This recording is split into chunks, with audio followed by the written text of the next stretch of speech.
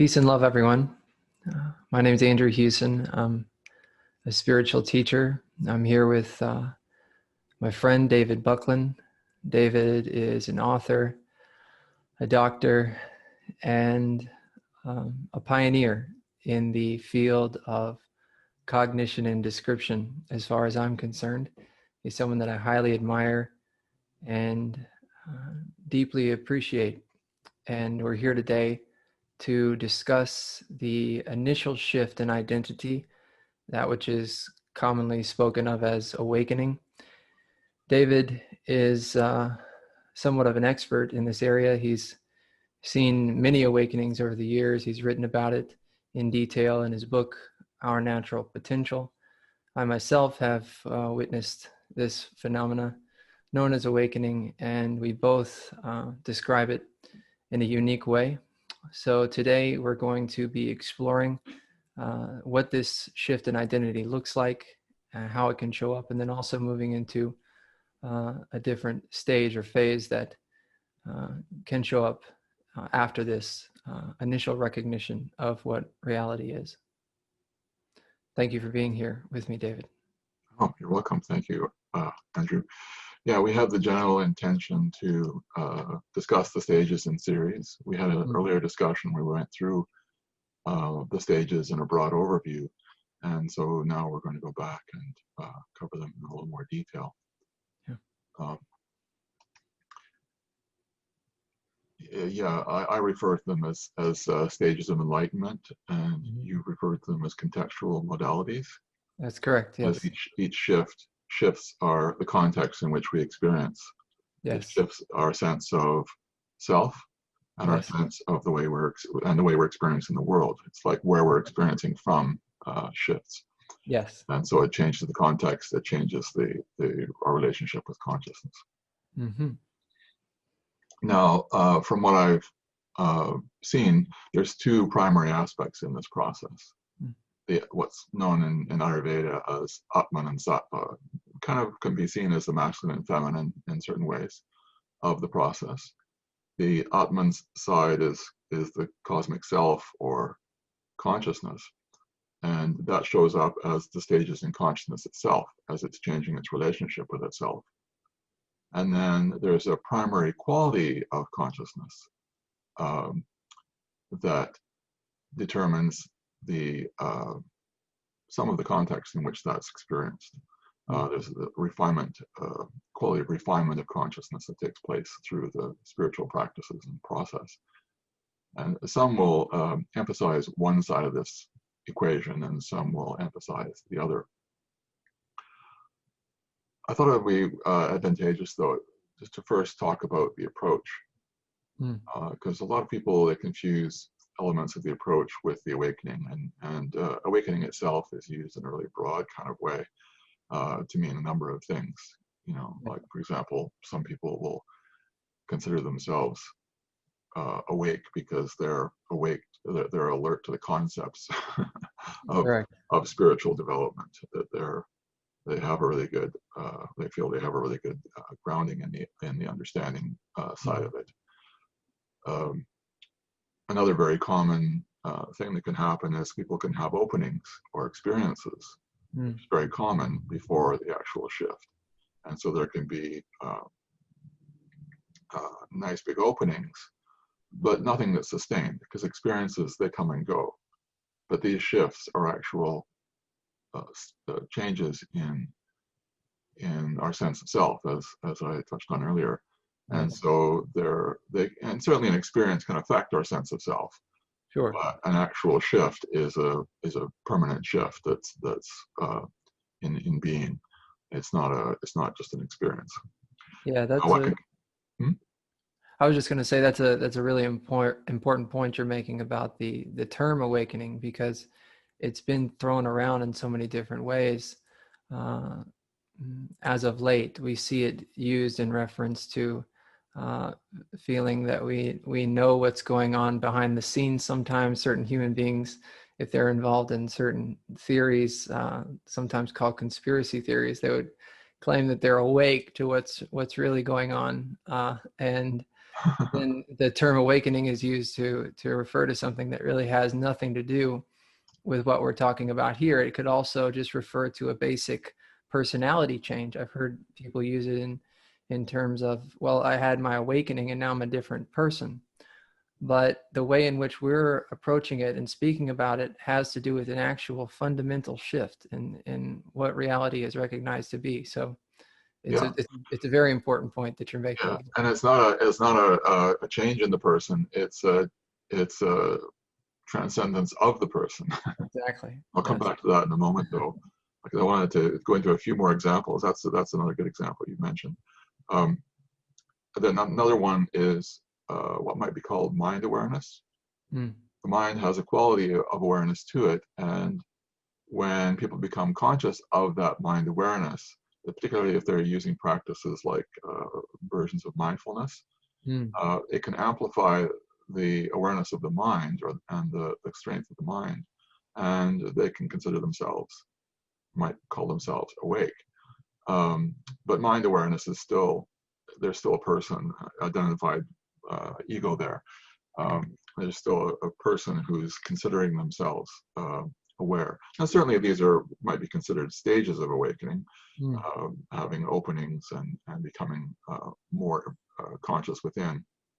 Those can be seen as steps in that process, but it's not the same thing as the awakening we're talking about. And then there's this other one that can happen. Now, sometimes people just simply wake up. There's just like a distinctive shift, and they're there. And sometimes people kind of go in a few progressive steps, a series of sub-awakenings before the actual shift. And one of them is known sometimes as a jiva awakening, or the jiva is kind of a word I equate with soul. Soul awakening. A Western word. It's kind of the point value of consciousness that experiences through this body mind. And there's a shift that can take place where the witnessing quality comes online. So it's like, instead of being a me who experience themselves as a person who's this body or this mind, there is a sense of being consciousness observing through the body and mind. And the distinctive thing about this is it takes place 24/7. So even though we're in deep sleep, for example, there's still a quality of alertness that's there. There's still a continuity of sense of self. So this can sometimes be considered an awakening, and in a sense it is, in the broader sense of the word. But what we're talking about here is an even deeper shift, and that's when that atman, that quality of broad consciousness itself, wakes up to itself through the person. Yes. So we wake up from the person into being the cosmic self, the atman, or universal consciousness. Beautiful. Yeah. So it's actually infinity that is recognizing itself. Yeah. And so it's not the person that wakes up. It's the infinity that wakes up through the person. And it's a subtle difference, but it's key. Very key. Yeah, and it's interesting too, because when people wake up, they can often be surprised at its normalcy. Because when you read these things like we're talking about qualities of awakening, it can seem really exalted and unusual and so on like that. But it's actually perfectly normal. It's a normal stage of development. It's just been a little bit more rare until more recently. Yes. And that's changing now. And there's several key qualities of the shift that take place when that shift in being takes place. The backlog of karma, the mountains of karma we have sitting there, are roasted. Those seeds of karma are all roasted with that shift. But that doesn't mean karma is over, because there's still the sprouted seeds that are already active in this life. Those will still play out after awakening. But there isn't that backlog anymore, and that brings a lot of clarity, because they kind of that backlog of karma has the effect of being kind of like a shadow or a fog in our inner experience. Beautiful. One quick point about that is that in reference to the sprouted seeds or the karma that is already operative, a lot of it is going to be unconscious. So it doesn't mean that, that which I know is there is the sprouted stuff. It includes a lot of things that we are not going to recognize or have recognized prior to the shift. It was laying on deep levels of sort of sediment within our experiencing. Yeah, and then gradually, as we go through this process and become more and more clear, those things become more conscious, and sometimes we're then able to process them on their level, like just as energetic, as a wave of emotion, or as some fine experience, or some value, some feeling value, and resolve them on that level. Because you can think of karma as incomplete experiences. Something that we didn't complete for some reason, we were resisting, or we weren't able to process it at the time, and we hadn't come back to it yet. And so just being able to experience that. But sometimes they're in a deep enough shadow for the bigger ones that we still have to live them out in the field of action, in our direct experiences. Yes. And this can be not just negative karma or difficult things, but it can be positive things as well. Another key about awakening is breaking that identification with the personal self. So there's kind of some detail we can go into here a little bit. There's kind of like what they call the asmita, which is the quality of possessiveness, the me-ness, or mine-ness, I guess you could say. That is deleted if it's not already gone with the shift. Then there's the I sense, and that's there can actually be a sense of ego death. We'll go into this a little more as we get along to it with the awakening. But what it turns out is it's actually identification with the ego that ends. Yes. There's still a function of individuality that's required to live in this body mind. If there's no sense of personal self, then we can't differentiate between our body mind and the stairs we have to walk down and so on. We have to be able to function in the world. So there still needs to be a sense of this body mind as distinct from the fork we're trying to pick up. So that quality is still there. It's just seeing it as who we are. That's what ends with the shift. Yeah, beautiful. There's one of the ways that I tend to look at this is that the shift also can present a new sense of what I is. So in a way, the former sense of I is left behind, and a new sense of I arises. But within that new sense of I, within that new sense of identity, there is still the intelligence of the processing centrality of the human ego that was there before. And so that processing system continues to operate, but it's now recognized to be a spontaneous flow of intelligence. So yes. We're not taking the I sense is not reflected in that. So we're not taking credit for what has really always been arising in and of itself. Yes, that's a very important point. One of the things that the ego does when it's identified is it makes a claim that these are my thoughts, these are my possessions, these are my emotions. I did this, and it's really quite interesting actually, because even in studies of brain physiology, they've found that there is a reaction time. There's a time between stimulus, the body reacting, and then the mind responding. And it's only when the mind responds that the ego can process it, because the ego is kind of on mind and intellect level. And so it's taking a claim for having done something or made a decision after it's already happened. And that's even been recognized in the way our physiology functions now in science. But this is something we realize directly when we wake up. And it can sound a bit odd, but it's actually quite, as I mentioned, quite natural and normal. So there's that shift out of a sense of doership, that I am the doer, and we're kind of this detached witnessing observer. Now, some of that, as I mentioned, the witness can come online prior sometimes, but generally speaking, well, for most people, it tends to come online with the shift, and there's that sense of being the watcher of our thoughts and actions. Yes. Yes. Now, it really depends. There's kind of degrees of clarity of the shift. Like for some people, they're just a clean, the shift is very clear. The awakening is very clean, and there's no falling back. Yes. Or there's very little falling back. There can be some initial, because what happens is with awakening, we create this open space of consciousness. So anything that hasn't been processed yet tends to rush forward to be seen, and there can be a period of unpacking after the shift.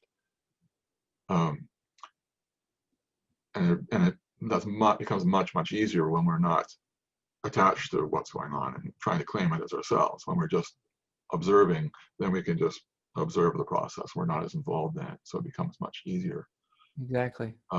But sometimes there's a less distinctive shift. I've noticed it can be quite key that when the shift happens, and the shift itself is just a fraction of a second, there's just this brief moment when the self sees itself.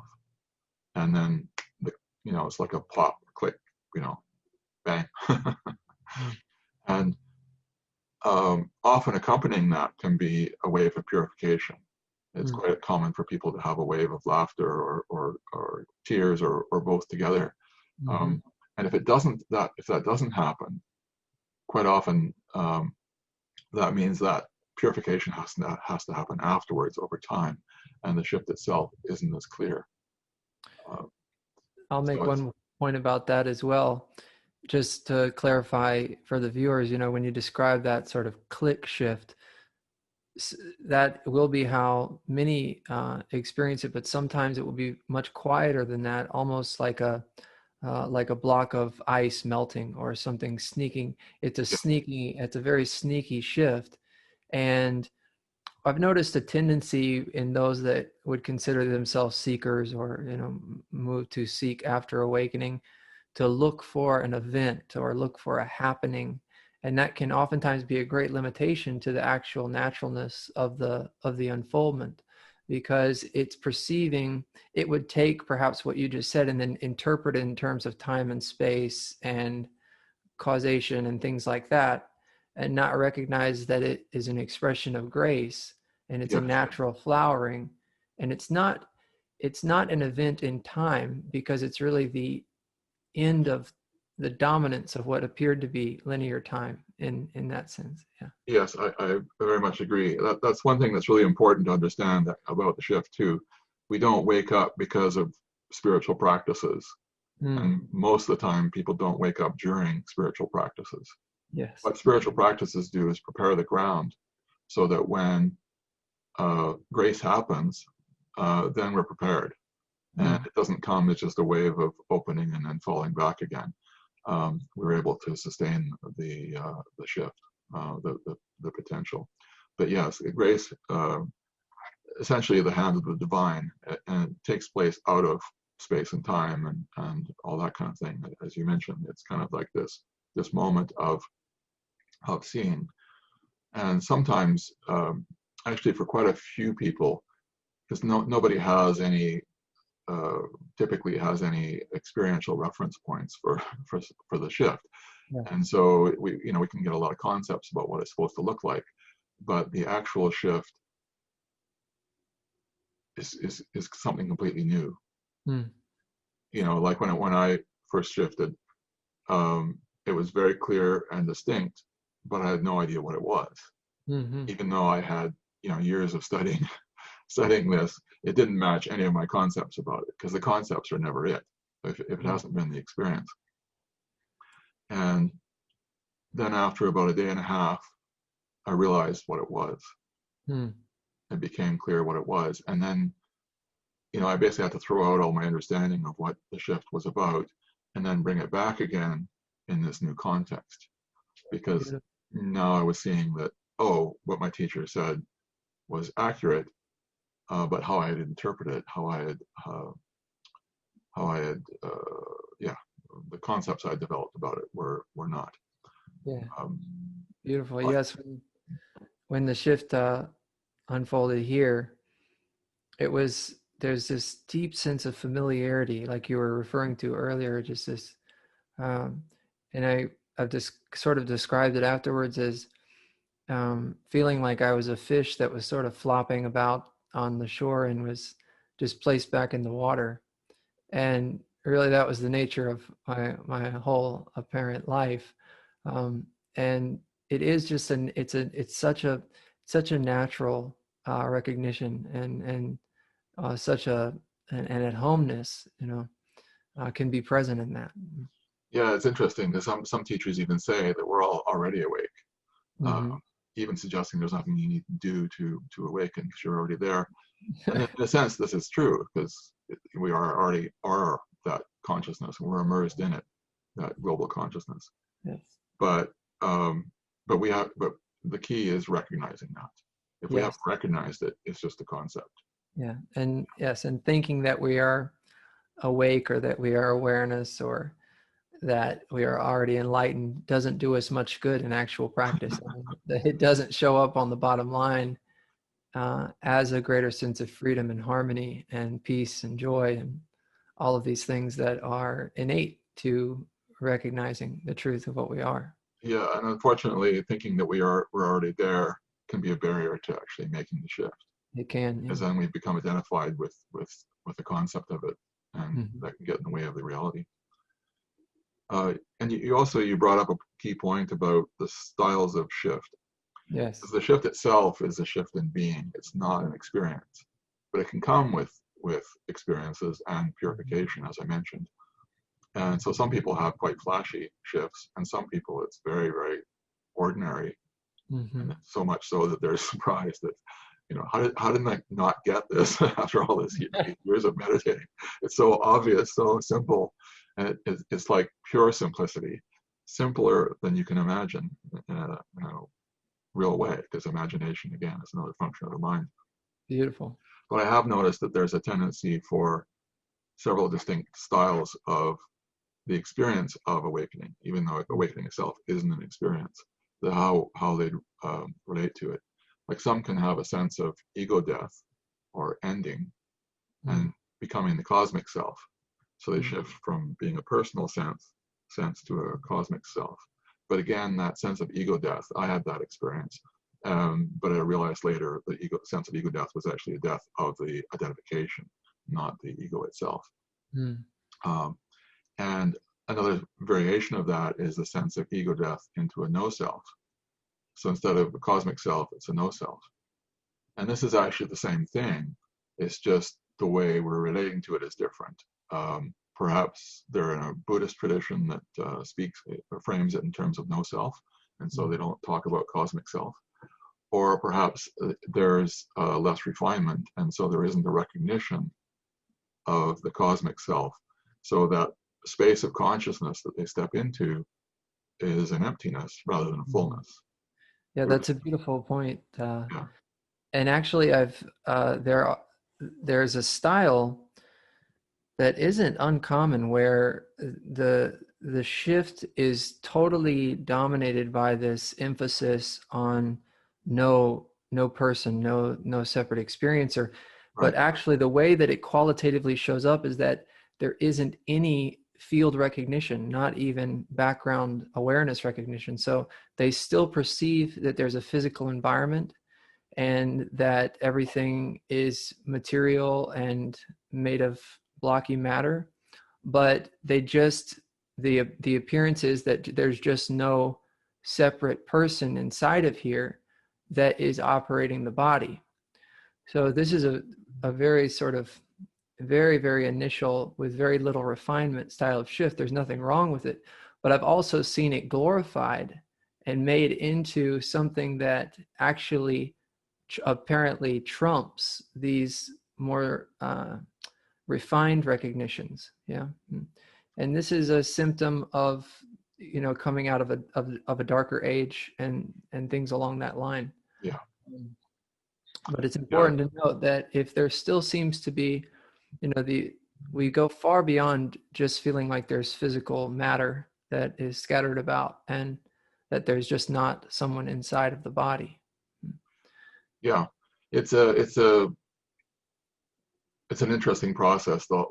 There's these variations, because some things can sound very, very similar that are quite distinct. Mm-hmm. Some things can sound very different that are actually the same, like no self versus self, Yes. cosmic self. And that's one of the things that's happened actually in a lot of Eastern spiritual philosophy, has been applied incorrectly to the modern experience. Like there are people who are taking Vedanta, end of the Veda, non-duality is a really common way it's framed, and applying that to this initial shift. Mm-hmm. But as I mentioned, there's that shift into being the observer, separate from the thoughts and actions, and there can be this sense of being separate from the world. There's a distinct break. And in the traditional text, they actually describe this as Dvaita, duality, because there's a duality of an inner awake consciousness and the outer world. Yes. And so there's a separation. But because the outer world may be seen as illusory, some people just write that off and consider that only this inner wholeness is real, and that this is non-duality. But it's not really non-duality. Non-duality usually comes later in the process, and we'll go into that more in another talk. Yes, that's a great point. So what you just described, as far as that sort of the inner wakefulness and the recognition of oneself as the field of underlying awareness, that's still much more sophisticated than the style that I described earlier. Not sophisticated in terms of superiority, but sophisticated in terms of its qualitative recognition, and at least being a little bit closer to recognizing the reality of infinity recognizing itself. The first style that I described is one that really doesn't have too much to do with infinity. All it's focused on is that there's no separate individual inside of the body. And I wouldn't even really consider it a shift in identity, because there isn't a new recognition or a fresh recognition of what the identity is. Yeah, and it can also lead to a really dry, flat kind of Super dry. Yeah. Yeah, because there's no richness or fullness to it yet. And then when the purification comes in that context, oftentimes it can be a little bit of a struggle, because the tendency is to negate or to push away a lot of that baggage that is coming up. Actually isn't being given attention and resolved. So it's even possible that some new karma is being created in that situation. Yeah, and they're getting in the way of the process that will help that clarity come forward. Exactly. Yeah. Another style is when the sense of personal self seems to expand to become universal. Mm-hmm. So rather than a sense of break, there's the identification shifts from one to the other in a process that feels like an expansion. I haven't seen too many cases of that, but I have seen a few. Another style is a devotional or a related surrender of the ego style, and there's perhaps a sense of yoking to God in that process. So there's awakening itself is a form of surrender in any case, because we're letting go of the ego identification and surrendering to that greater sense of self. But some people are on a more purely devotional path, and so that's the heart process is more dominant in their case. We'll go into that a little bit more as we get to that part. Yeah. But that's another possibility. And then the fifth kind is the kind that you mentioned earlier, where there's just a really quiet, gradual shift, like a melting of the ice or an oozing, and where the shift takes place. And it's interesting because when you are the self and someone wakes up nearby you, it's the same self that's waking up. Yes. So it's like you experience their awakening. However, what you experience is not necessarily what they experience. Yeah. Because if there's a little more fog there or whatever, not quite as much clarity, then they may not clearly recognize it, or they can see it, but it's not distinct enough, and then the mind gets involved and doubt comes up, because until that there's a series of things that have to resolve be resolved until the mind stops trying to come back in and take control again. Mm-hmm. There's a whole process involved with that. Yeah, that's a beautiful point, because it may burst some people's bubble, but there's only one that wakes up. Yeah. There's only one reality that realizes itself, and it's not our sense of personal individuality on that level. Yes, and you've mentioned another type of awakening more recently that I haven't seen yet. Yes. And that, see if I can describe it from my perspective. There's consciousness is aware of itself globally, Mm-hmm. and there's basically an observer side, there's the object side of experience, the world, and then there's a process of experience between them. Mm-hmm. Usually, people become conscious of the observer side first, and they wake up through recognizing consciousness as the observer. Mm-hmm.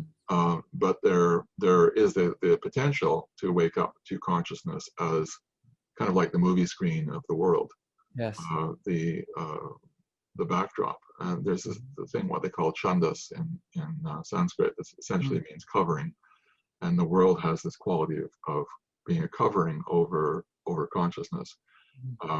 And so there has to be a great deal more clarity to be able to see through that. A lot more of the refinement process going on to be able to see through that and reach consciousness in the world. Usually that takes place later in the process in what's called the unity stage, which we'll go into in a later talk again. Yeah. But there is certainly that potential. Yes. Would you say it's typically a more devotional process? I would say that definitely is supportive of that style of shift unfolding. It also ties into what I call transmutation, which is essentially the conversion or clearing of latent energetic condensation, latent unresolved material. So in a path which has that transmutative sort of alchemical foundation, where there's a lot of attentive allowing taking place of things that were being repressed or suppressed, then it tends to support this style of shift. And devotion also is a primary factor in this. And when I describe the initial shift, I typically just look at it as either a masculine shift or a feminine shift. And as you said, the masculine side of things is, you and I use the words consciousness and awareness a little differently, but we're talking about the same thing. I call the masculine side of things pure awareness, and that's the silent seer, the pure field of silent seeing. That's right here, seeing. The Shiva value, yeah. The Shiva value, exactly. So this, when that style of shift unfolds, that's more kind of what we were talking about initially, and we see, that initial duality that may appear between what you were talking about as the recognition of ourself as that pure silent seeing, and then perhaps seeing the world as illusory, or even in some cases just still seeing an objective physical world, but we recognize that we're the underlying awareness that is appearing as that. Yeah. So objectivity hasn't been resolved as of yet. In the feminine style of shift, it's very interesting, and I'm seeing this more and more. It's what unfolded here. The full vibrancy of this, almost like an aspect of the field which could be visually described as something that is similar to heat rising off the top of a grill, yet all pervasive. It's a clear, bright, vibrant field that has an aliveness to it. Yes.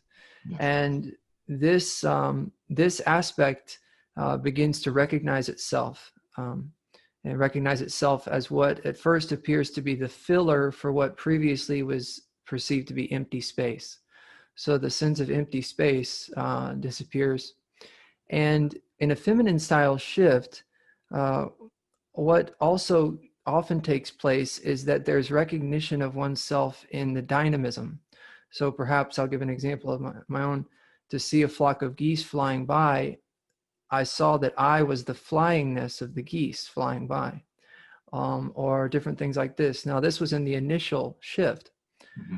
What also can take place on the feminine side of things, which also takes place on the masculine, but it might just show up a little differently, is that with the disappearance of what was previously deemed to be space, there's the disappearance of what before seemed to be distance. And so in that full, vibrant, lively field that is recognizing itself, there's this sort of seamless recognition that all of the apparent forms are distancelessly present in this fullness that is realizing itself.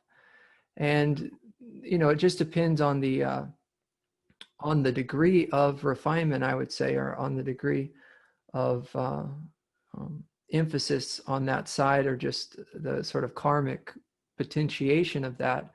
But it also tends to be a little bit more blissful.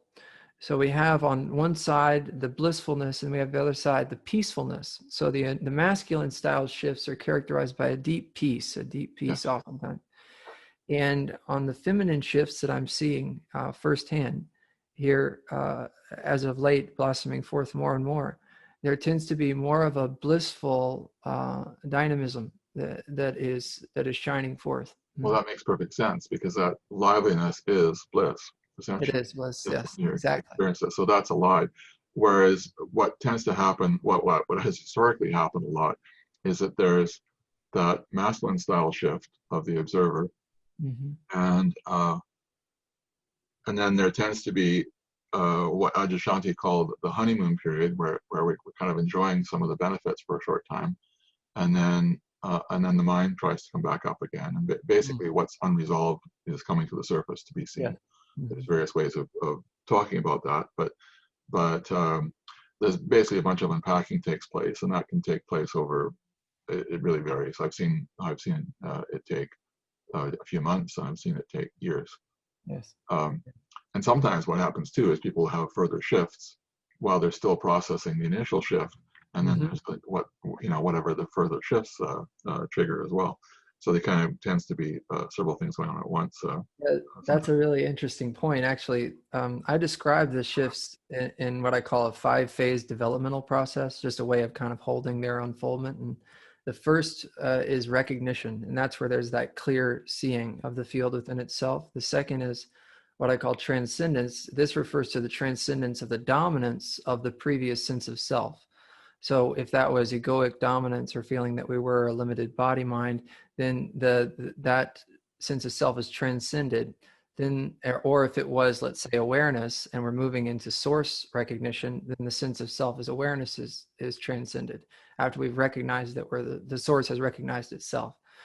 So then the third is what I call stabilization, which is these are all sort of progressive, nuanced processes, but anyways, it's just for fun and also helpful in a certain context. And then the fourth is what I refer to as unification, which kind of ties into what you're talking about here with the surfacing of all of that unresolved material that kind of bubbles up after we've there's a stable recognition of ourself at a new level of context, and seeing ourselves in this new way. And then the fifth phase is integration, which is where that just more clearly reflects in the functioning of experiencing, or the appearance of the body mind. Yeah. Now, what's interesting, that's when that phase, when that can happen. There can be kind of like waves of purification with breaks in between, and that first part is typically around stillness and in silence and peace, those kind of qualities of absolute consciousness. And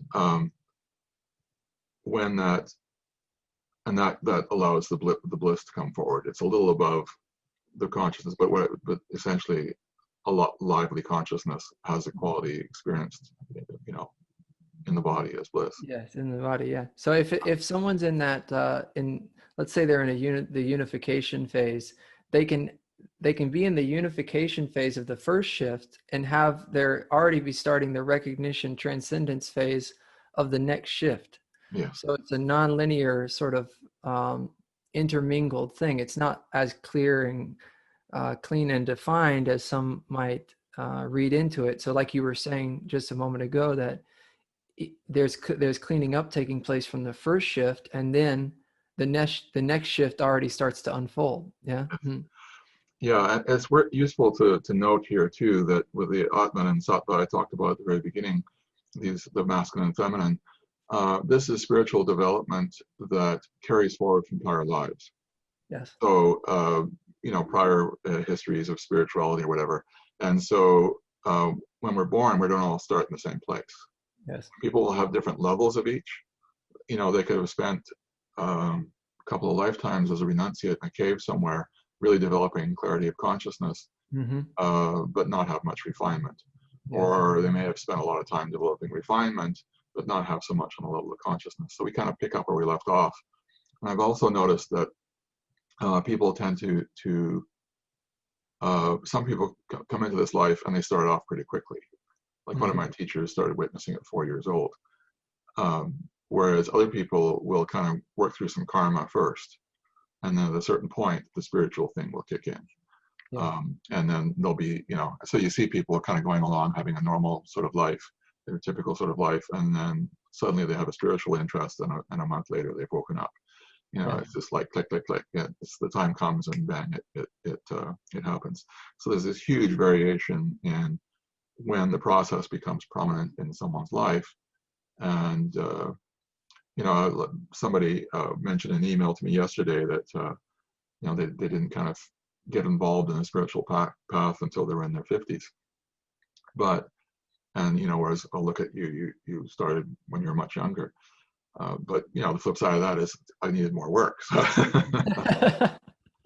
So,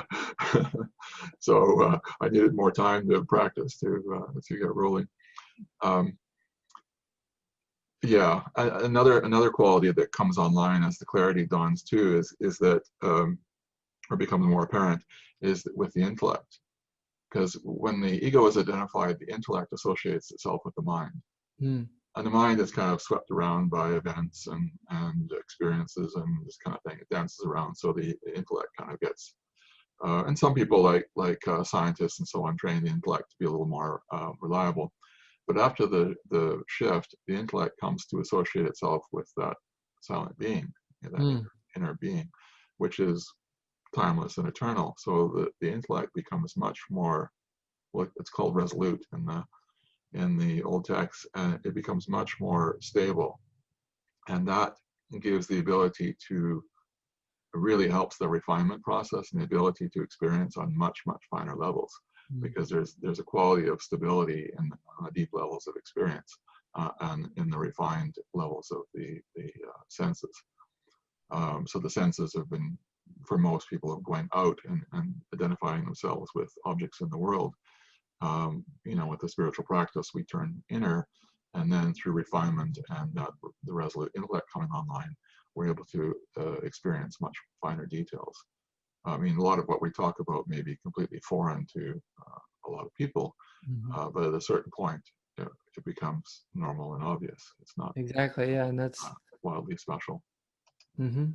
Yeah, I've been mentioning quite a bit lately how anytime that a brother or sister receives the gift of this grace and a shift in identity, it's really a joyous occasion for all of us, and a reason to celebrate. Sometimes what can happen, it's the whole that's waking up to itself. The whole that's waking up, exactly. Yeah. So it's not a person that's waking up. But you see sometimes a good bit of discouragement and comparison and things surrounding, shifts in identity, and perhaps I've been meditating for 50 years and this still hasn't happened, or this, and that's totally understandable. But it's also so supportive for us to just tune into the underlying commitment to truth. That's what the meditation was for, and that's what we're all here gathered together in. And if we look for similarities rather than differences, and tend towards the side of resonance rather than that which would attempt to serve some false sense of separation, then we're aligning ourselves more fully with the whole, and that is ultimately what is supportive of these realizations. Yeah, and it's important to understand that the in the sense of the jiva, or that aspect of our role in the whole, each of us is a specific perspective, a specific point. And the point of there being all these different beings having experiences is to bring out all the detail, to have all these different perspectives of the one wholeness, to fill it out. And so when we awaken as a parent individual, we're contributing to that whole, and the whole itself is becoming more awake in all the details. And so we're not going to have an awakening that's the same as anybody else's.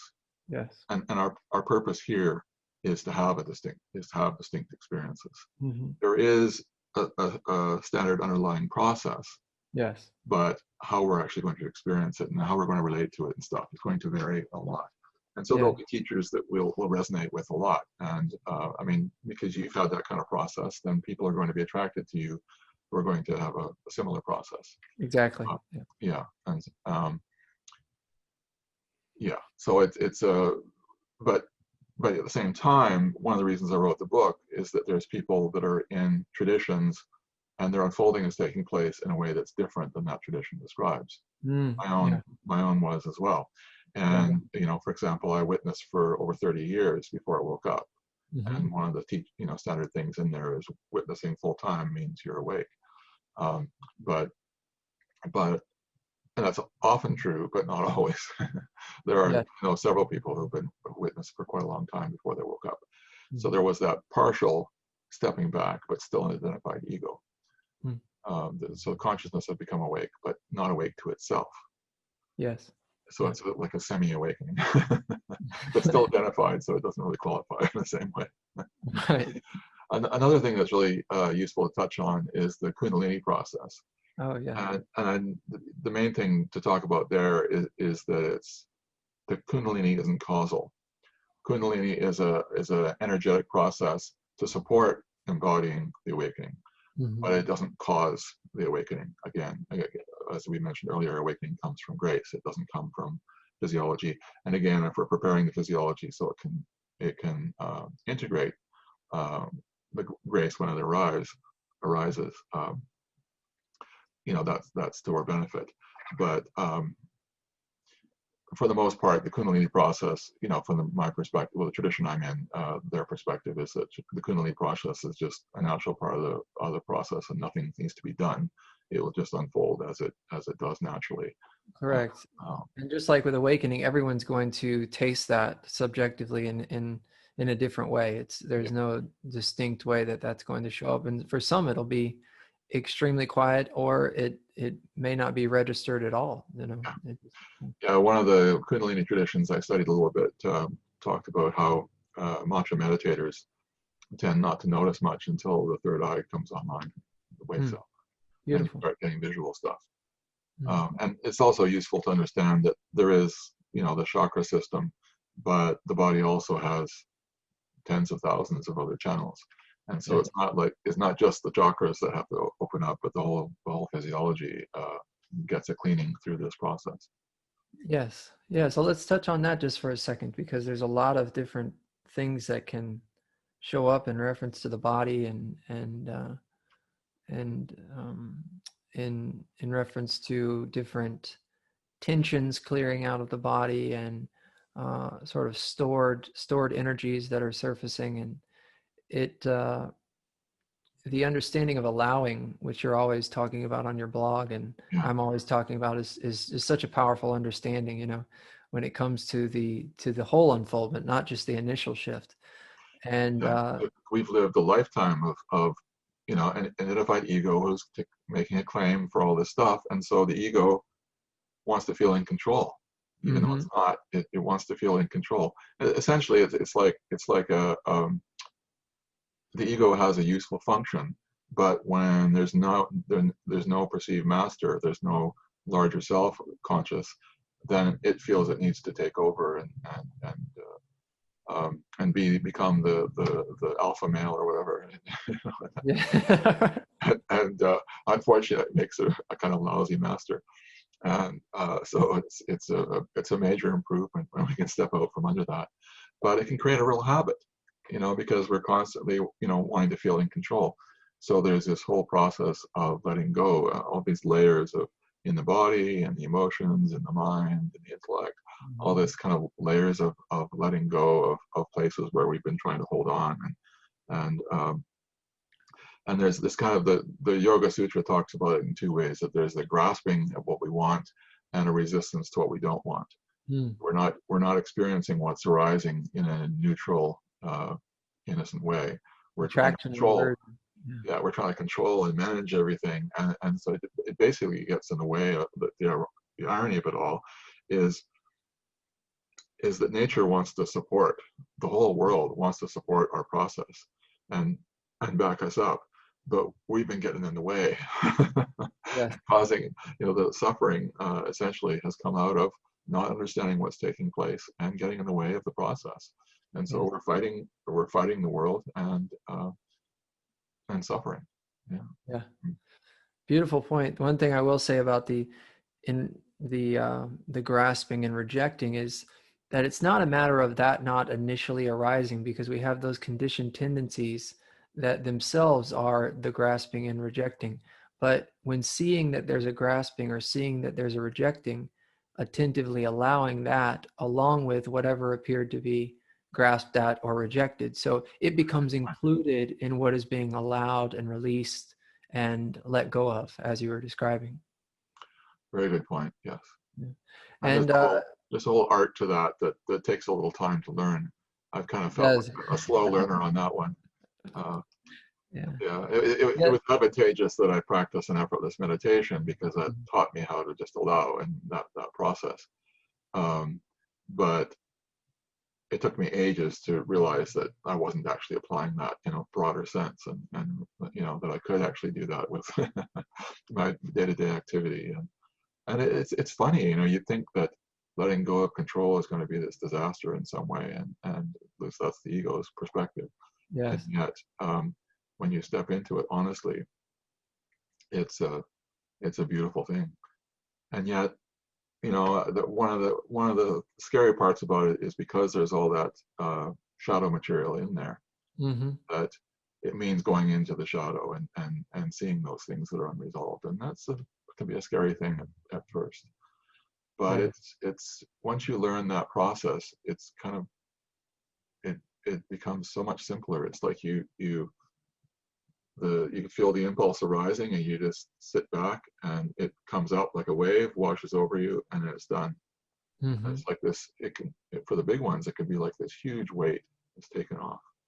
Yeah. Right? You've been carrying around all this time. It hasn't been conscious, but it's been there, and it's been like this filter on all our experiences. Yeah.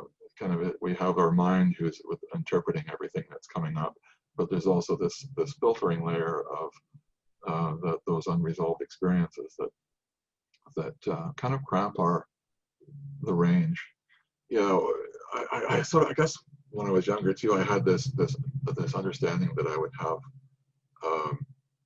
fewer emotions. Kind of this neutral, awakening that would mean this neutral experience of the world. But in fact, when you start to clear the deck and open things up that way, there's more emotion, and it's much bigger and fuller because there isn't any resistance to the experience.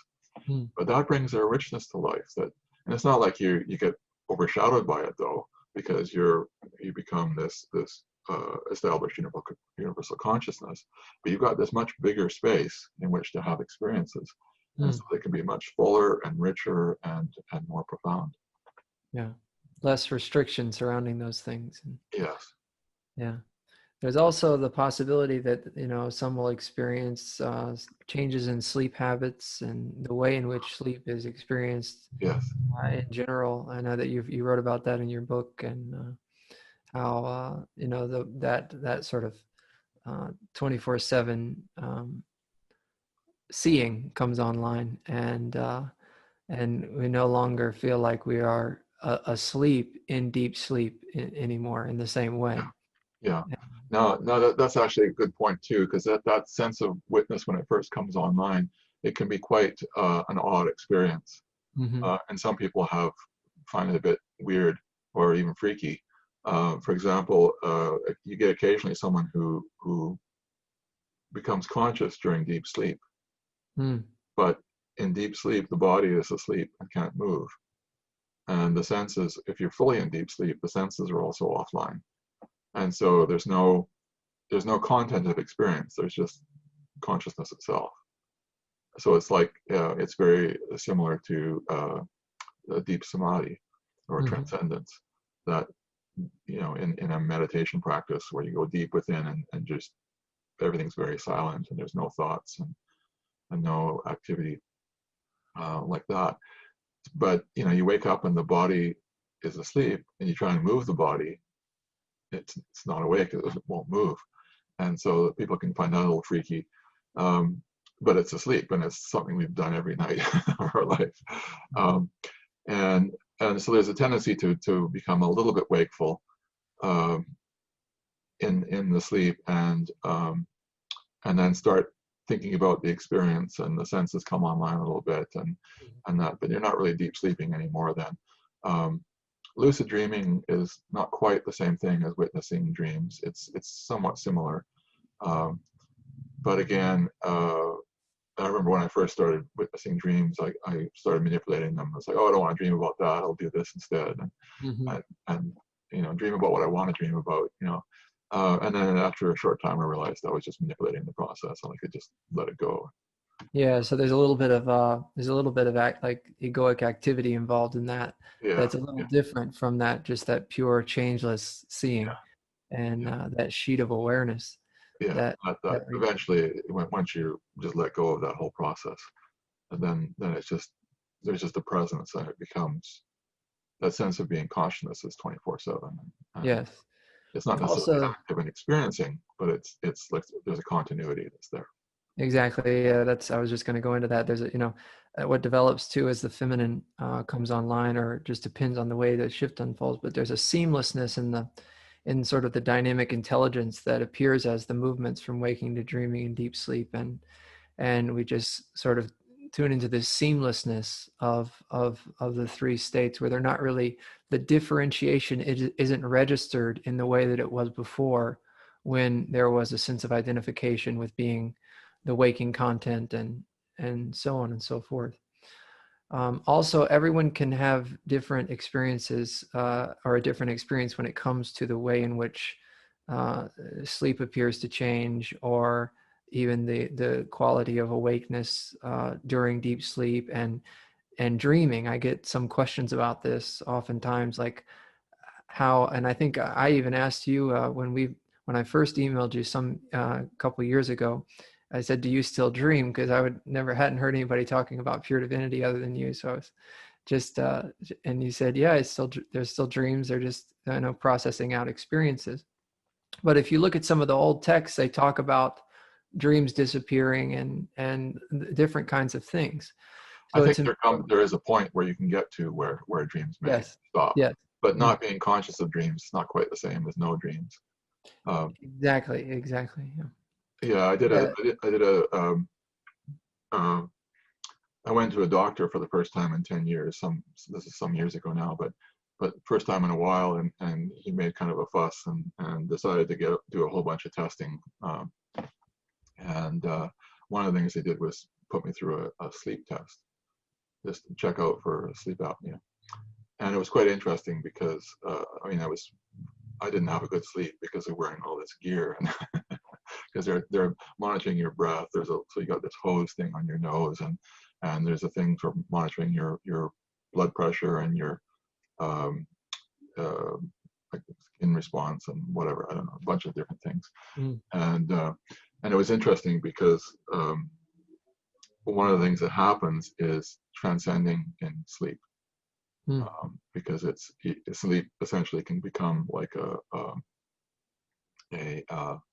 almost like a nonstop meditation. And so one of the things that was going on there was there was a whole lot of, one of the things with deep samadhi and meditation is the breath can stop, and it kind of goes into it doesn't fully stop. We stop breathing in and out, and the lungs can kind of go into this fine vibration. So it doesn't require much oxygen to maintain the physiology when there's no thoughts and no activity, just very, very still. So there's a whole lot of that. And of course, he's testing for sleep apnea, which is breath stoppage is one of the key things. But along with sleep apnea, breath stoppage comes with starvation of oxygen. Yes. Because the breathing passage is blocked. And whereas with Samadhi, there's no starvation of oxygen. And so we had this kind of debate about what was actually going on in my sleep. Because of because there was breath stoppage, and I should do more testing and do an overnight thing, and go to a lab and for an overnight sleep. But it was a horrible sleep with all that gear on, so I didn't want to do more of that. And I knew it was fine because there was no issues with oxygen, so it was just transcending. Yeah, that's an interesting subject of the breath post shift, and in higher stages even. I found that oftentimes, the breath will just stop spontaneously, even in the waking state, and also that there's less of a need for oxygen, and higher altitudes are easily sort of navigated, and things, or actually could even sort of qualitatively feel a little bit more comfortable or supportive in certain cases. So. Yeah. I was going to mention the story I have about that. I started having that happen with after I started witnessing, and I remember one of my early girlfriends. She would entrain with me, and then if I was sitting doing something quiet, my breath would stop, and she started to feel like she couldn't breathe, and she jabbed me in the ribs. So I wasn't conscious, and I'm not holding the breath. It just pauses. Yes. And I wasn't conscious this was going on, but I became much more conscious that it was taking time. So I got a jab in the ribs. Yeah, it seems I guess from the ego's perspective, these kinds of things might seem like, oh gosh. But it's so effortless and natural and spontaneous, and it doesn't feel unfamiliar, foreign, or scary in that way. Right. It's just that right at first it can be new, but it comes up if there's no context, and this is why it's valuable to have conversations like this, because if something does come up and the mind doesn't know what it is, then it can cause fear, even though the experience itself isn't fearful. Yeah, and that goes back to what you were saying. It was so relevant, just about the kind of sense of letting go of control in general, and how that ties into the initial shift and the awakening. There's so many sort of resistances and blockades that can be thrown up by that innocent survival-oriented intelligence, which is attempting to maintain a status that isn't actually even there in the first place. So it presents all of these different possibilities of things that would go wrong, as you were saying, and fall apart, or whatever, if this sense of control wasn't in place in the way that it seems to be. And I'm so grateful for those that had the courage to say, no, it's not like that. Actually, it's moving in the direction of greater harmony and greater flexibility and a greater level of intelligence and capacity to function dynamically in this experience. It's not a removal of that. It doesn't take away from our ability to be present and to make decisions. And like you were saying before, that resolute intellect comes online, and that can show up as a precision in a way of and a decisiveness, a way of spontaneously navigating the experience that doesn't have anything to do with control. We're in tune with those laws of nature that you're always talking about, and there's a great degree of intelligent simplicity that is expressing itself. Beautiful. Beautiful. I know. No, I was going to say there's another detail here that that we should cover, that explains a little bit about some of the stuff we've touched on before. Consciousness itself has what in the Indian tradition consciousness itself has three fundamental qualities. Mm. They're basically what's called tamas, which is essentially inertia, rajas, which is fire, action, transformation, and sattva, which is purity or clarity. And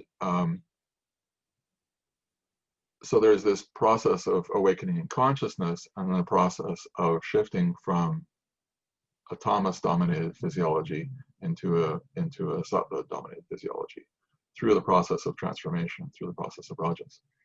And so one of the things, when our physiology, when tamas guna is dominant in our consciousness, then we experience the world as solid and real. That's the prominent thing.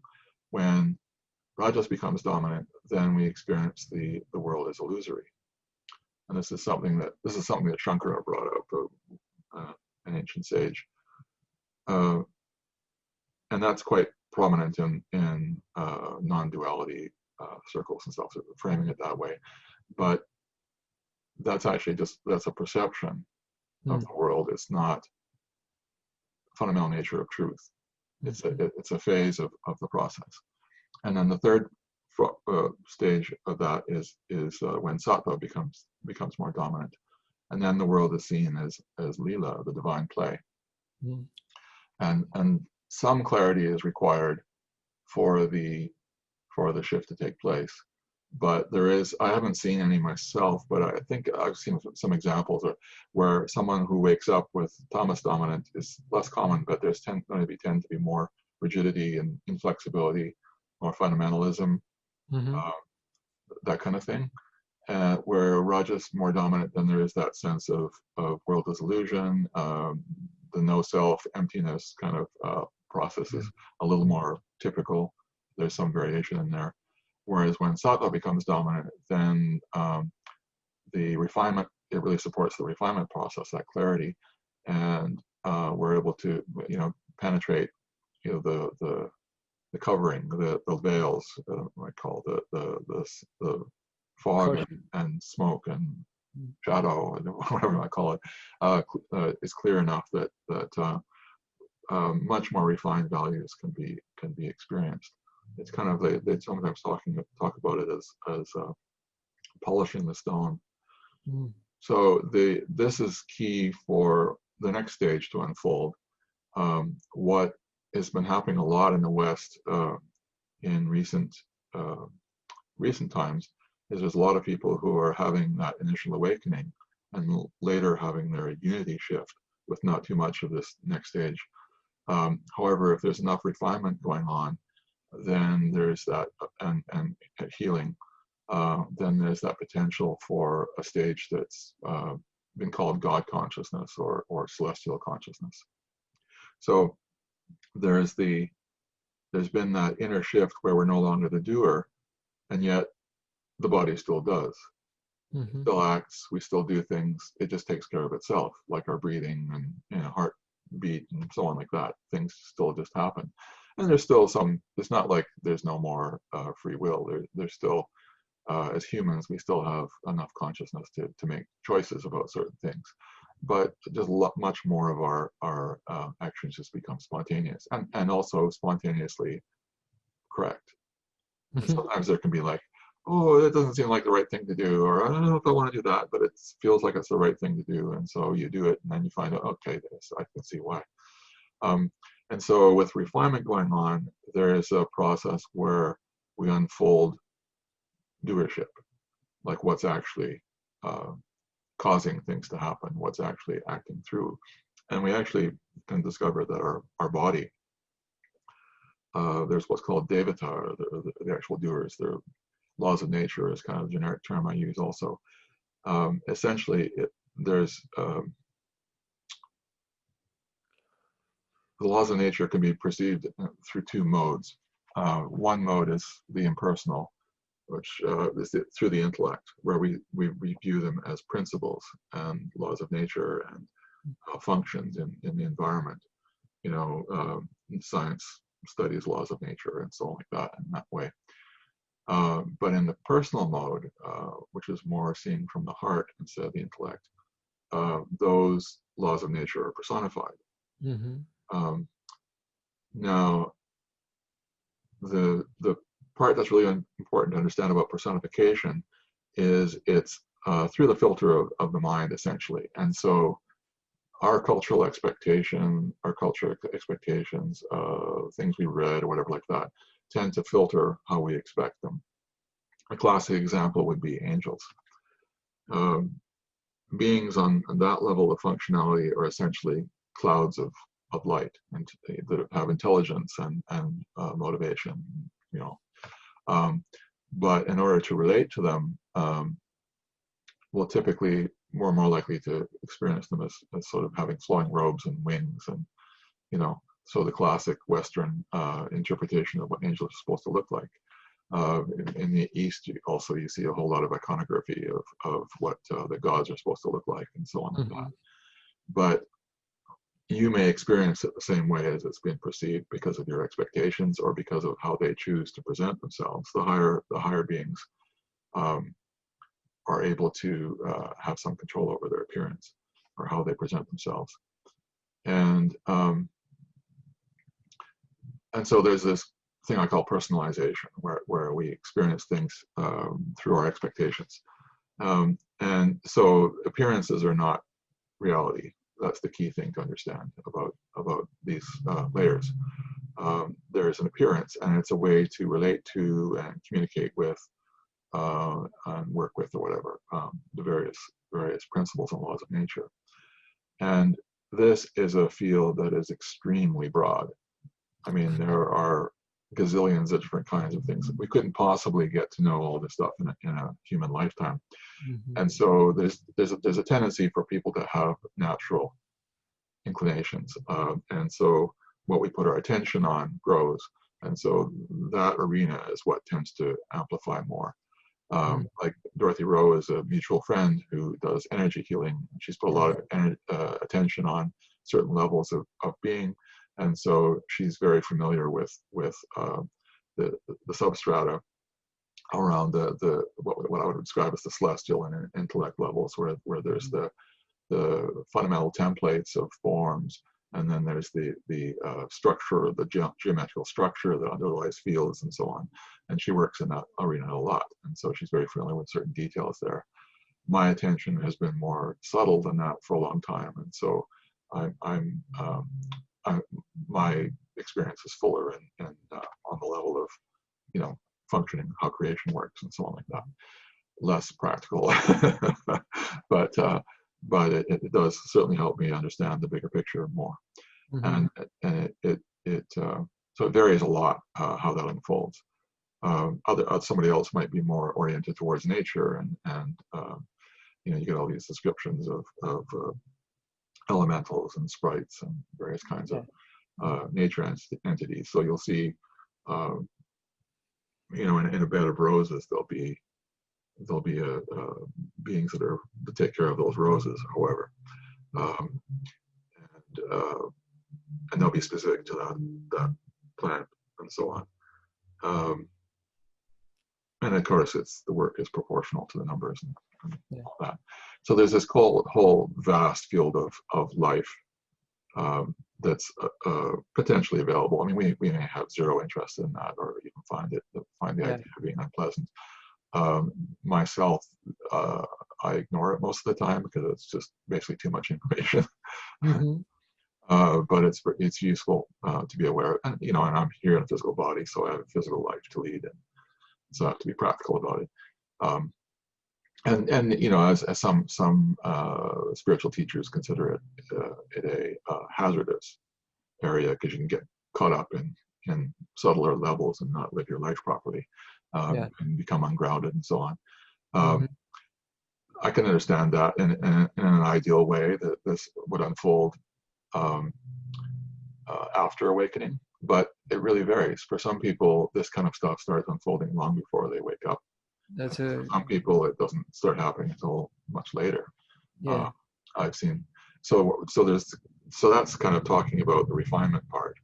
So it's not just about being, but there's also the layers I've referred to here and there, recognizing that creation has these layers, and there's not just we have a mind and we have an intellect, but those are not just in our head.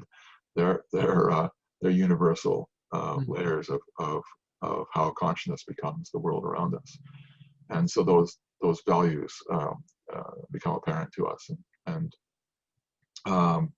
some people have a strong visual orientation, and they'll experience things visually more. Some will be more through feeling values and somatic through the body. Some people are more audio and so on. Each of us have different orientations. I tend to use visual words because I'm visual, but yeah. But actually, it's the grossest of the three. But so that's kind of like one side of the process. There's the refinement of the senses and mechanism, and the other side of the process of this God consciousness is the opening of the heart, and that's fundamental. And like from a chakra perspective, there's an initial rise prior to awakening where the heart chakra opens, and then there's kind of like a higher octave.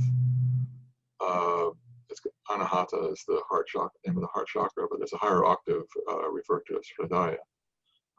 That's kind of like it's in the same place, same space as the Anahata, but it's kind of a higher octave heart. It's a more universal value of the heart. So universal love and compassion and so on like that become possible. Yeah. And so it's kind of like this, the feminine process is heart-based and about all those values between the surface and the silent consciousness, all the richness that's in the middle. And so that's where the fullness and richness and wholeness and so on come out of, is that opening up of those values. And as we talked about earlier, for some people, this is more prominent, and it can actually lead to an awakening through the world. Yes, yeah. The one of the things I wanted to mention about when you're describing sort of the process of refinement in reference to recognitions of various subtle beings and things like that is that, I have seen that take place prior to a shift, and it can be a distraction and sort of get a little bit floaty and airy and sort of wafting about with the breezes of whatever. Yeah, the other issue is there are some beings around who are really happy to have your attention. Exactly. And so they'll be manipulative and kind of I went through a little bit of phase when this first started opening up for me, where I was entertaining them and started to sort of like ask them questions about my life, like what should I do about this? What should I do about it? They were more than happy to give me advice, but they didn't have any wisdom. They were basically just kind of what I now call rabble, because they're basically, we all have a kind of a process, and after we pass away from being in a body, we move up to a more subtle level, and then we're essentially assigned some role.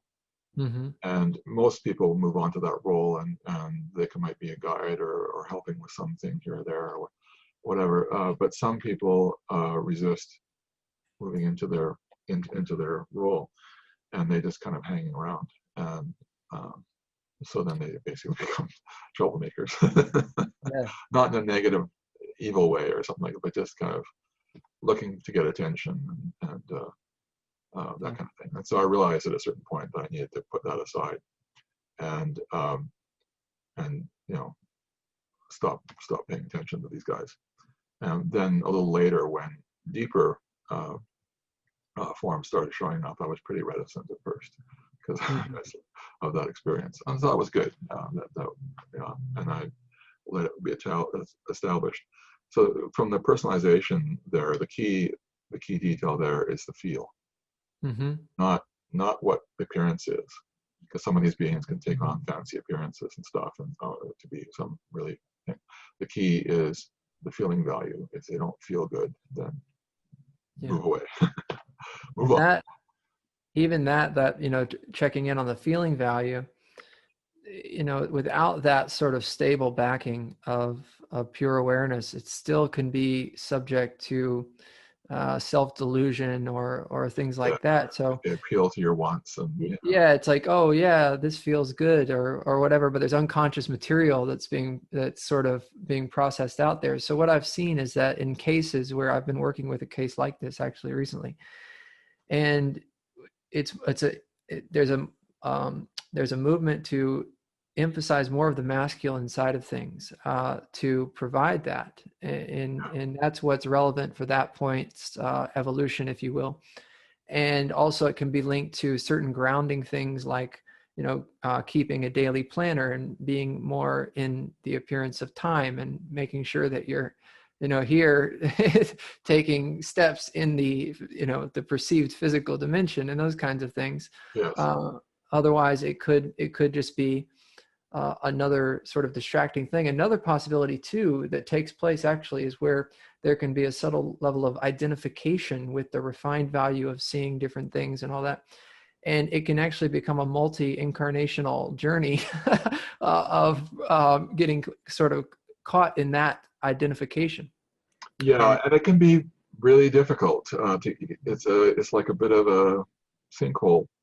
I've seen a couple of examples where people got so far into it, they basically isolated themselves and only took advice, only did anything, according to what their whatever told them, and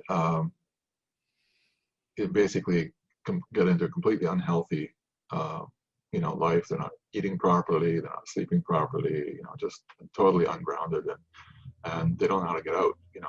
That could become quite challenging to help someone out of that. Yeah.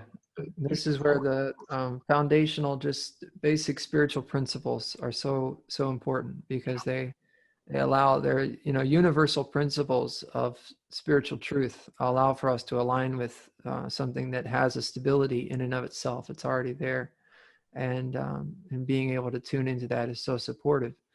One other thing, in reference to the GC or the God consciousness phase, I don't typically talk about that, perhaps because I talk about the feminine and masculine styles of shift, and I think that the God consciousness tends to sort of fall into the feminine shift on some level, or it presents itself after the masculine shift as what I would refer to then as a conscious presence shift or a feminine aspect shift.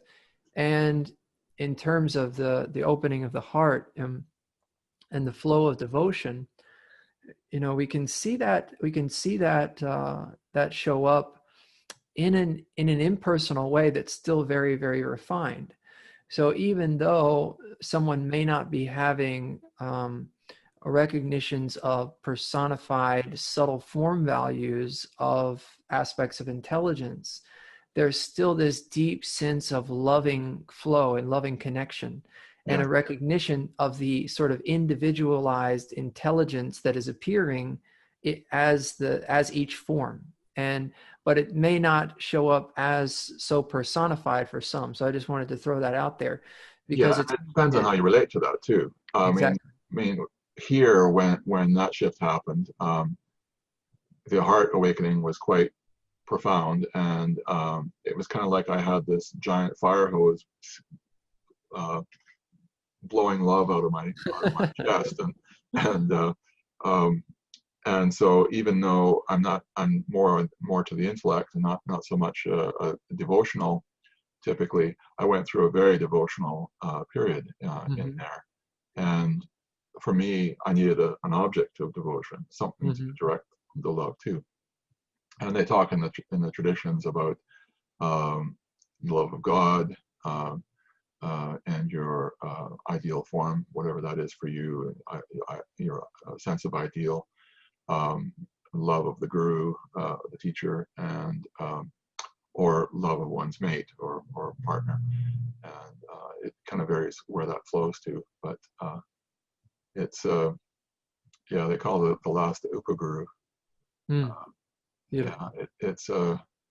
It's a beautiful phase. quite profound. And of course you've got those qualities of bliss coming out. But then what happens is that in this process of unfolding after the God consciousness shift, there is an unfolding of what's often called flow, where that inner silence starts to move, or there's a sense of consciousness. Instead of being this still backdrop, it starts to be recognized as moving in everything. Like you look at an object and it has its form, but it can be seen through the layers, different things, but it can actually be seen as flowing consciousness. It can be seen as, having, but it's a more subtle value, of course, but there's kind of layers of perception that's not just the surface value. There's another process too that's really important to mention in here, called soma. Now, soma is really badly understood in the West. I remember going into a spiritual bookstore, and they had this academic book that was about 3 inches thick, called Soma, with a picture of a hallucinogenic mushroom on the cover. Oh yeah, that's right. That's what it is. So there's been this interpretation that Soma is somehow a hallucinogen, and that's why that explains all these old texts of people having these fancy experiences. It was all because they were on drugs, which is quite ridiculous. It is ridiculous. To the experience here, and this aligns with what the texts talk about. Essentially, there is this infinite ocean of what might be called raw soma. It's kind of like this ocean of the Divine Mother, and that's present. We're immersed in it. And there's this point in the middle of the head there where it's like a gland that can draw in the soma, and it's filtered through down, and then there's a little thing at the back of the upper back of the throat, and it drips into the. So as you talk about that, figuring it as I talk about it. Yeah, that's right. Every time it's mentioned, it's like, so, but that's also, we're talking in terms of like some subtle physiology as well, just so everyone. It's not a physical thing. There's like a subtle structure that runs down, back through, and then comes out at the back of the throat there. And then we swallow it down into the digestion, and then it's distributed out to the various parts of the body, and it feeds the laws of nature. So it's this, essentially there's this raw soma available, but it's not in a format that can be used by the subtle being. And whereas our physiology, if it's purified reasonably, well, to some degree anyways, it's able to filter through the soma and create a refined form that can be used by the gods. So essentially, it's like feeding the devas. And this has several effects. For one, it dramatically accelerates the refinement process, the polishing. It helps with the purification as well, and it massively improves our nature support. Because it's kind of like we're giving, I don't know, what's a good example? Some like an energy drink to the. That's a bad example. It's not really healthy, but we're basically upgrading the laws of nature that support our physiology and our life and so on like that. And it also tends to attract laws of nature that are free agents, I guess you could say, that are able to move around. And so it really not only does, stop falling away from resistance and grasping, really help on nature support, but then we start feeding them. And when it basically comes from samadhi, from touching into consciousness. And so when we're meditating and we go into a deep meditation, then it produces soma. But as the process evolves, we start producing it more and more. And after awakening, it becomes more, I don't know if ongoing, but regular. Quite regular, It's also important to note too that like I know of many cases where there is somic conversion taking place, but they're not aware of it, as an explicit sort of process. Yeah. So, but if the feminine side of things is unfolding and we're having recognitions of vibrant fullness and sort of flows within the field, or, subtle structures and aspects of creative intelligence, then we can sort of know that somic conversion is taking place. There's some degree of soma that is being filtered, as you were saying, through the body. In the Rig Veda, the ninth mandala, the ninth book, talks extensively about soma and the flow of soma through the filter and all this business, and it's actually talking about human physiology. Now there are performances, yagyas, that are done to stimulate and simulate that process, but that's not the process itself. Yes. And there apparently is a rare plant in the Himalayas called the soma plant, and that may help trigger it. I don't know, but that's not really what they're talking about. It's actually part of our own physiology, and it requires a certain amount of healing and stuff so that the physiology can support it, and it doesn't just burn the soma that comes in. But yes, it's refinement's taking place. Usually the people notice the most common direct experience of it is a sweet taste in the mouth after meditating or during meditation or something like that. Beautiful. That's how people, but not everybody notices that either. I'm not conscious of that entire process, but I'm conscious of pieces of it enough that I get what's going on. Again, it really varies what's conscious and what's not. Exactly. But I can compare notes with people who have experienced other parts of the process. And, that's right. So sort of piece things together in that way. Another thing that I'll mention just as a possibility and a potentiality in this process of the God consciousness, or that flow of devotional reverberation within the field. It can also be a part of the initial shift, meaning that it can start to shine forth pre shift in identity, and then carry through the shift, and then of course it can take place as the feminine shift can also take place post masculine shift is another way, which that would be kind of like filling in the details on the canvas of the screen of the changeless awareness that is recognized itself.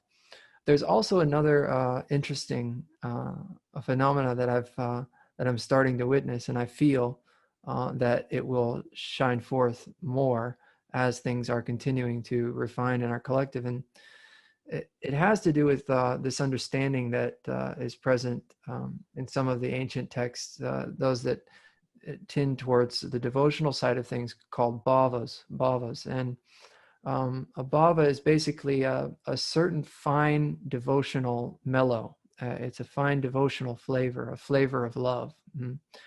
And so there's these different flavors of love, not dissimilar to what you were describing in terms of, God, the guru, and the apaguru, I think is what you said for the upa, upaguru. Okay, thank you.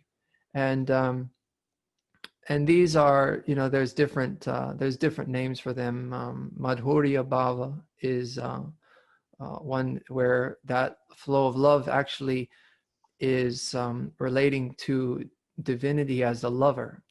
So we hear the term beloved used sometimes in this context. And what is interesting, and what I'm seeing and what I'm sort of bringing forward, is a non-dual understanding of this. Oftentimes it's characterized in more of a dualistic way, in reference to the sense of the jiva being in love with the divine, and there being some relational aspect there. But actually, the possibility and the potentiality is that this can show up in completely unified status as a lilic flow of devotional unfoldment or love within the play of the world. And also in the G's. Go ahead. Oh, so my teacher used to speak about it in terms of a full unification, or retaining small remains of ignorance, so that there is a separation, so that the love can flow. Although I don't see that. Well, it's degrees of what the separation we're talking about is. It's not it's not the separation. I think that it's more that there's this a playful dynamism that is sort of lively in that direction, but there's no, since it's still just divinity that is sort of loving itself through its own flow of intelligence in that way. And so there's different ways in which this can show up. It could be loving divinity, loving itself as a friend, as a lover, as different things. And I've tasted several of these myself subjectively.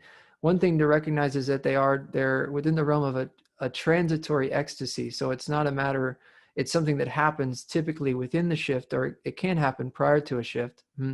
But it's almost like a record that only has a certain note of music on it that goes around, and then it plays, and then it stops, and then it goes around again and plays and stops. So it's like a looping of a transitory devotional mellow, which is a spontaneous arising within the flows of conscious awareness, experiencing itself. And there's implications, or there's also a whole field of possibility for this post-nothingness, which maybe I'll touch on when we get to the pure divinity phase. So there's GC, God consciousness, in the way that you describe it, as it relates to this sort of initial unfoldment, but there's also another possibility that comes a little bit later on. Right. So it's two processes that run parallel through the stages. Yeah. It's and there can be some huge variation. I think it's important, though, to note that the stage is called God consciousness, but it's primarily about becoming conscious of the hand of God. Because, for example, we become conscious of the laws of nature, and that might be, through seeing them, or just the sense of what's acting through you. And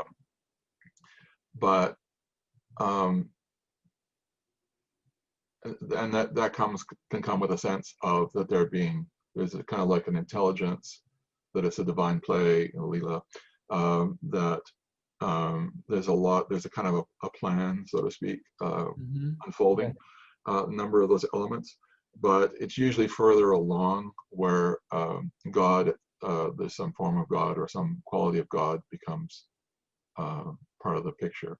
It depends. Sometimes it happens right away, and sometimes God itself isn't part of the process until a little bit further along.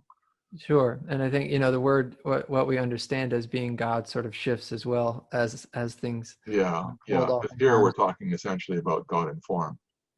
God is part of the creation. And talking about, source divinity, which is much deeper. Much deeper. And that's another just important thing to touch on while we're here, and when we get to that talk, we'll talk more about it. But the difference between recognizing the divinity in the self and the self in divinity, and that is that's quite a big distinction. But in reference to the hand of God, which is such a beautiful way of holding it, and is really the way that it shows up for many, it still can be within the realm of a formless recognition of divinity, but it has to do with the divinity of conscious awareness, So as the self is recognizing itself and perhaps sort of surrendering into itself and loving itself in a richer way, then that the divinity of the formlessness of conscious awareness is being revealed. But it's not, and that ties into what we were talking about in the different Devata values and the different forms and the different recognizing personified values of different laws of nature and so on and so forth. But for many, I think the ones that I've seen, it is just kind of like a formless recognition of the divinity of life, the hand, as you were saying, the hand of God, how things are perfectly placed and all fit together in a very, very intricate and beautiful way, and Yes. those kinds of things. Yeah. Yes. And I think it's important too to mention here, because we got we've been, I've used the God word. Some people actually avoid. They talk about celestial consciousness or divine consciousness or something like that, to avoid the God word because it has so many connotations for people. It certainly had for me as well. But the key to recognize here, we're not talking about belief. This isn't about whether I believed in God or didn't believe in God or whatever. That's all in the field of mind. What we're talking about here is an unfolding experience. Yes. So that we're coming to the divine in a direct way. And like I mentioned earlier, after having that little experience with the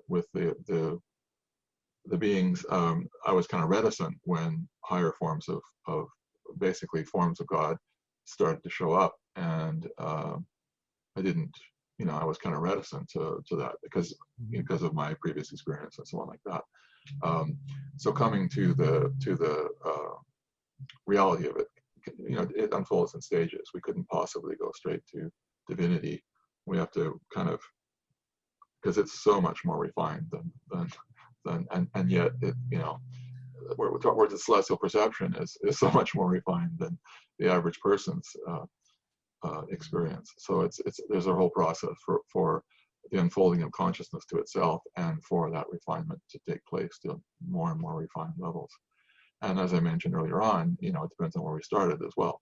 Some of us come in with a lot of refined perception already present, and some takes a while to embody that. Yes. Yeah. And another point that's important, as we talked about, we certainly,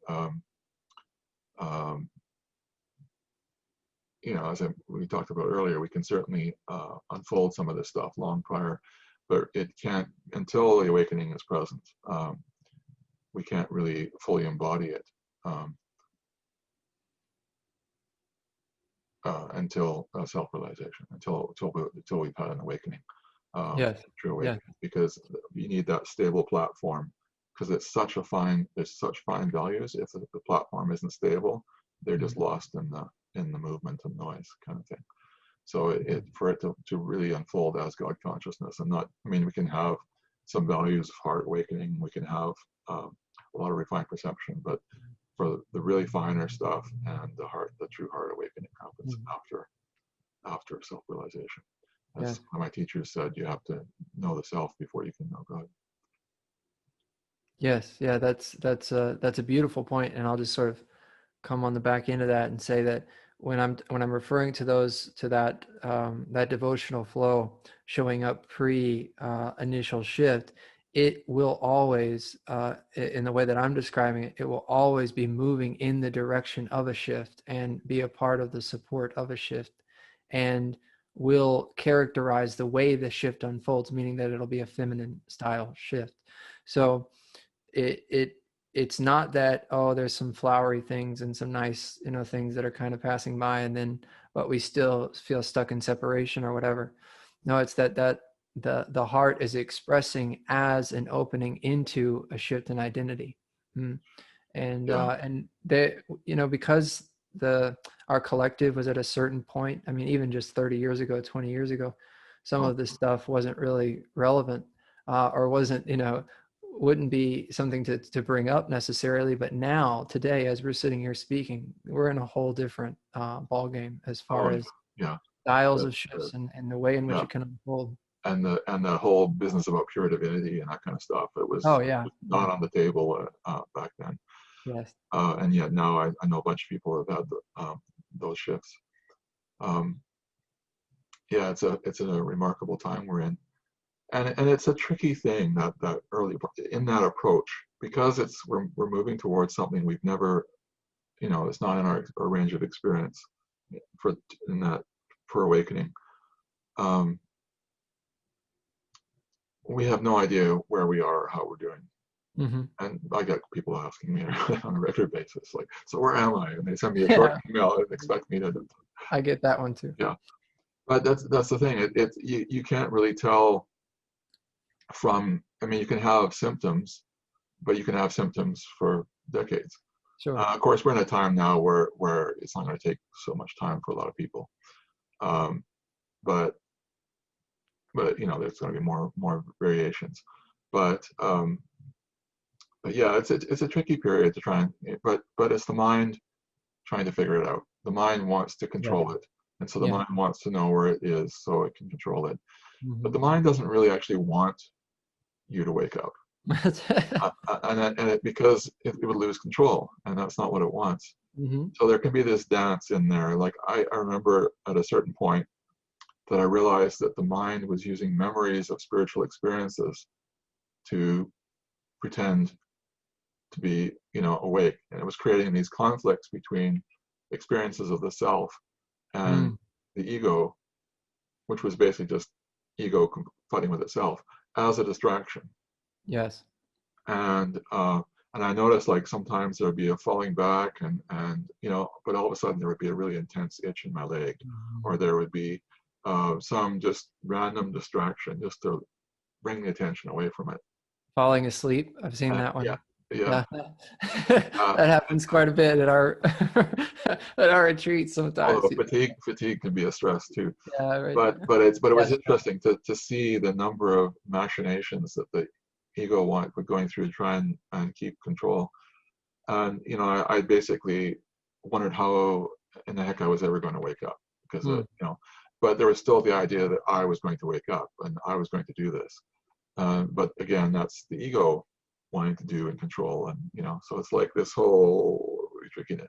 And essentially, what has to happen is the self just gets loud enough that it sees itself, Beautiful. and then it happens. And again, there's a grace element there. I have noticed, though, one thing that's quite important. Very few people wake up solo, just out of the blue. Yeah. It certainly does happen, but it's rare. yeah, it's much more rare. And what typically happens is somebody wakes up with a catalyst. Mm-hmm. And so the most typical catalyst is essentially going on a retreat or to a satsang or some similar event where you're with the awake. Because the awakeness in them can stir the awakeness and increase the volume of the awakeness in you. Yes. And I go on retreats regularly with a fellow who Lauren Hoff, who has this real skill with increasing the intensity of the silent presence, the awakeness of consciousness in the room. He tries to have a majority of people on retreats awake too, and now they're doing them online, and it's still quite effective. Mm-hmm. And so so he kind of cranks up the intensity, and if people are ready to shift, they shift, and then he moderates it with flow. Yeah. Or if he's trying to encourage flow, he brings the flow up to a greater and greater intensity for later stages, and then brings in the silence to stabilize that. And Beautiful. It's beautiful to watch. So that's one of the reasons I've seen a lot of people shift. Is just that's a very supportive approach, and Lauren and Lucia are some of the only ones that I know other than here we call it leading style of teaching, where there's a direct, the self is speaking to itself in a certain resonance, and that just reverberates. And let's take this talk for instance. Right now, we can just notice the silence that's right here. Seems like David and Andrew have been talking about lots of things. But when there's an allowing the silence to come into the foreground, this immeasurable hush just can reveal itself. Yes. And then, of course, that's true for the fullness and the liveliness as well. Yeah, because even though we're talking about these ideas and concepts and so on, and ways of framing it, there's still a conversation of the self with itself taking place here. Exactly. And I've had several, from our previous conversations, I've had several people contact me and talk about the impact it had. Oh Just yeah. nothing to do with the concepts. It's, Exactly. Yeah. It's just the powerful presence and that takes place when those that are in this recognition come together. You know, the self just relating to itself, engaging with itself, speaking to itself about itself. Yeah. yes, I have a lot less practice at doing it through speaking than you do. Mostly I'm doing it through writing. But That's another beautiful way as well. yeah, Yeah. but yeah, it's interesting. I've been surprised that some people felt it through just reading my work and the book and so on. Yeah, but there's also that thing we talked about at the beginning where there is that quality of us that actually is already awake. Mm-hmm. And so it can be stirred by hearing people who are awake speak. Beautiful. Or reading it or whatever. Yeah, whatever it means. Yeah. Yeah, that's right. We are knowledge itself, and with a capital K, and just sort of remembering that which is already innately known on a non-conceptual level. Yes, and it's a fascinating process because just in the speaking, in the writing, this qualities come forward. So even though the person might not know something, it can still come out in the words and in whatever way. And then there's kind of like oh, I didn't know that. That's interesting. Beautiful. Yeah, it just flows out because we come when there isn't the person trying to control everything. It can it takes some practice, but Yeah, that makes a difference, doesn't it? Yeah. Yes. All right. Well, I feel like we've covered quite a bit. I'm just checking to see if there's anything. It doesn't feel like there's anything that was left unsaid. So this is the first of this series of conversations. David and I have had many other, or I think 4 other conversations where we talk about, a wide variety of topics. But this is the first of a series where we're specifically addressing the different stages of the process of enlightenment, what I refer to as contextual modalities and what David refers to as stages of enlightenment. And together we're just contrasting and exploring the 2 perspectives and what has been seen and experientially recognized to be a part of this graceful process. Yeah. So we just acknowledge that grace and give all glory to pure divinity. Thank you so much for being here, David. All glory. Thank you.